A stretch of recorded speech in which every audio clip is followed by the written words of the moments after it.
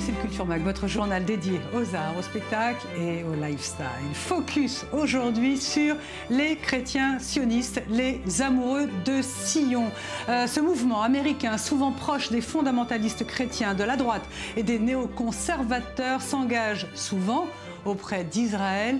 Cette semaine, un magnifique musée a été inauguré à Jérusalem, le FOZ, le Friend of Zion, les musées des Amis de Sion. Le Culture Mag était là. Au sommaire également, l'art politique du chinois Ai Weiwei. Londres lui rend un très bel hommage avec une grande rétrospective format XXL. Et puis, nous irons voir avec notre invité comment et pourquoi des jeunes peintres, des performeurs israéliens rendent hommage à Joseph Beuys. Ambigu, Joseph Beuys. Voilà pour le sommaire. Merci d'être avec nous. Alors, qui sont ces amis de Sion? Qui sont ces sionistes non juifs? Pourquoi s'engage-t-il auprès d'Israël? Un nouvel et magnifique musée s'est inauguré cette semaine à Jérusalem, le FOZ, le Friend of Zion. L'occasion pour Léa Bouchoucha avec Nassib Safadi d'en savoir un peu plus sur ce mouvement qui puise ses racines auprès des évangélistes américains. Reportage. Le musée FOZ, qui célèbre les chrétiens et autres non-juifs ayant aidé à la construction d'Israël, vient d'ouvrir ses portes au cœur de Jérusalem. A priori, le terme de chrétien sioniste est pour le moins étonnant. Mais qu'importe, il s'agit avant tout pour le fondateur du musée Les Amis de Zion, Dr Mike Evans, de témoigner de l'authentique amitié unissant juifs et chrétiens. Premièrement, l'État d'Israël a besoin d'amis. Il y a des dizaines et des centaines de sionistes qui ne sont pas juifs, et ces sionistes non-juifs aiment les juifs ainsi que l'État d'Israël. Ces chrétiens, qui sont-ils? Des sionistes purs et durs, issus de différents groupes généralement fondamentalistes. Ce mouvement s'est progressivement développé aux États-Unis, où il est devenu une composante de la droite évangélique. Si le musée leur rend hommage, c'est parce que des milliers de non-juifs, protestants, catholiques, pour la plupart méconnus, ont épousé la cause du sionisme. Juifs et non-juifs, ils ont tous investi leurs rêves, leur fortune et leur vie pour aider à créer et promouvoir cette nation que nous aimons tous. Ces amis de Sion qui nous ont précédés ont payé leur part. C'est maintenant à notre tour de suivre leur pas et de continuer ce qu'ils ont honorablement commencé. Le mouvement des chrétiens qui soutiennent ce nationalisme juif est pratiquement inconnu en France. Mais le sionisme chrétien, qui rassemble différents groupes généralement fondamentalistes, s'est progressivement développé aux États-Unis. Il est devenu une composante de la droite évangélique et bénéficierait de la bienveillance du mouvement néoconservateur. Abrité dans un bâtiment de 4 étages, le musée propose des expositions thématiques, notamment autour des personnalités politiques qui ont soutenu l'État d'Israël, comme le président américain Harry Truman ou encore le Premier ministre britannique Winston Churchill. L'inauguration a été célébrée la semaine dernière en grande pompe. Danseurs, chanteurs et nombreuses personnalités du monde politique, comme l'ancien chef d'État israélien Shimon Peres, président du comité de direction du musée, étaient présents au quartier branché de Nalat Shiva, dont une partie a été fermée pour l'occasion. Les hommes et les femmes courageux qui sont commémorés dans ce musée sont des héros. Ce sont des justes de la nation. Ils sont importants pour chacun de nous, pas seulement parce que beaucoup d'entre nous leur doivent la vie, mais surtout parce que c'est à eux que l'on doit notre sens moral de l'humanité.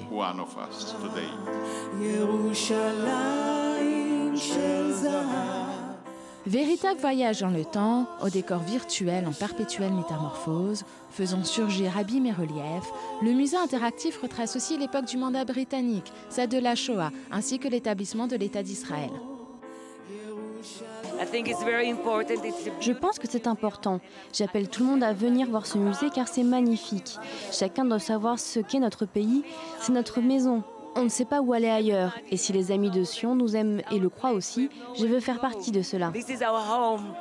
L'exposition est désormais ouverte au public et le musée propose des visites guidées, gratuites, jusqu'en décembre prochain. À suivre, l'hommage d'une quinzaine de jeunes artistes israéliens au grand Joseph Beuys. Nous aurons sur le plateau le professeur Führer, le curateur de cette exposition.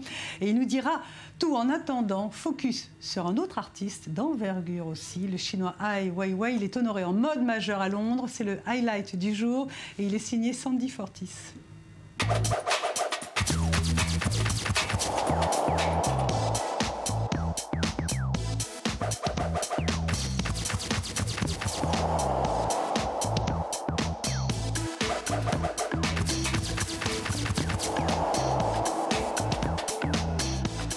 Ai Weiwei exposé à Londres, on a déjà vu, mais cette fois, la grande rétrospective de l'artiste chinois a un goût différent.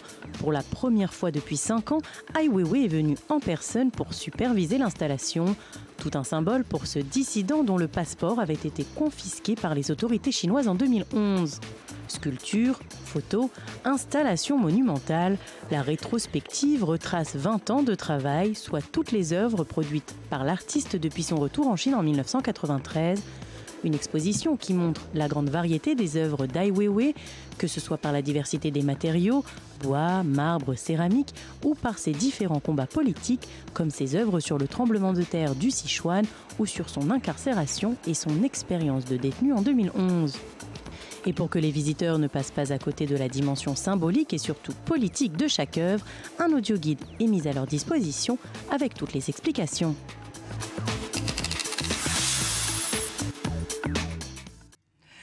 Voilà, et notre invité vient d'arriver. Bonjour, Ronny Führer. Vous êtes galeriste, collectionneur. Vous avez une galerie, mais vous allez nous expliquer pourquoi ce n'est plus une galerie, mais que c'est un musée au sud de Tel Aviv. Et vous présentez une exposition dont on va parler qui s'appelle Beuys, Beuys, Beuys. Mais auparavant, Ronny Führer, j'ai une petite question qu'on a dû vous poser 1 milliard de fois.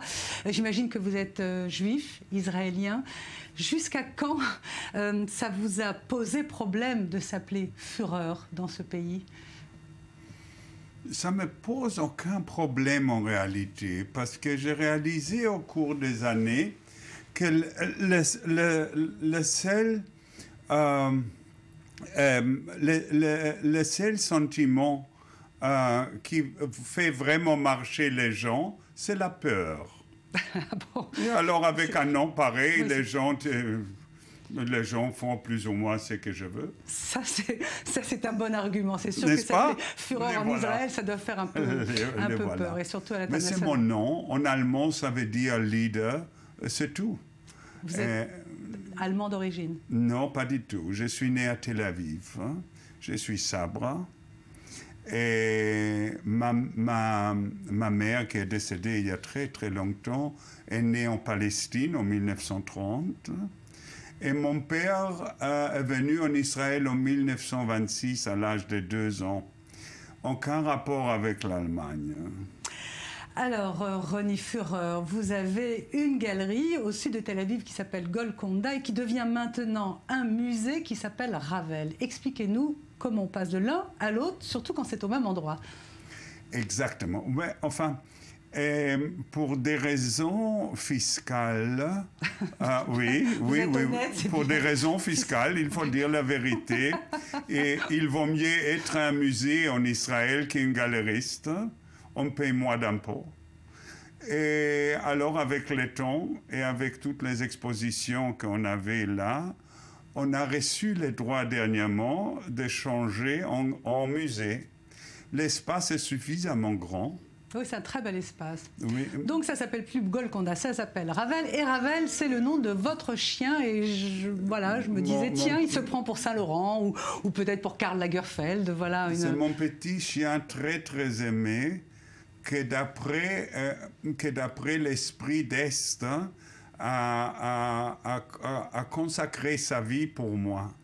En Asie, il pense que quelque chose de mauvais aurait dû m'arriver et que le chien a donné sa vie pour que rien ne m'arrive. Encore une raison pour avoir une très mauvaise conscience pour sa mort. C'était un accident terrible.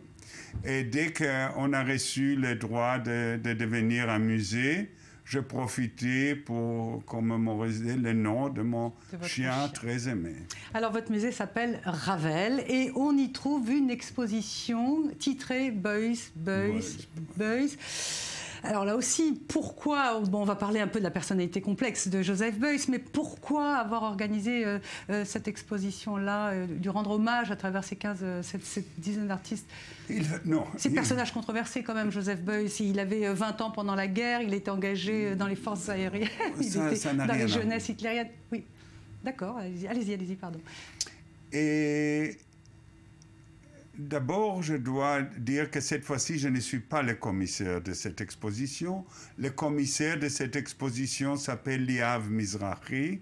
Et l'exposition chez nous, au musée Ravel, fait partie des 5 autres espaces entre Tel Aviv, Jérusalem et Sderot, où des différents aspects de l'œuvre ou de l'œuvre ou de l'héritage spirituel qu'a laissé Joseph Beuys vont être exposés, discutés.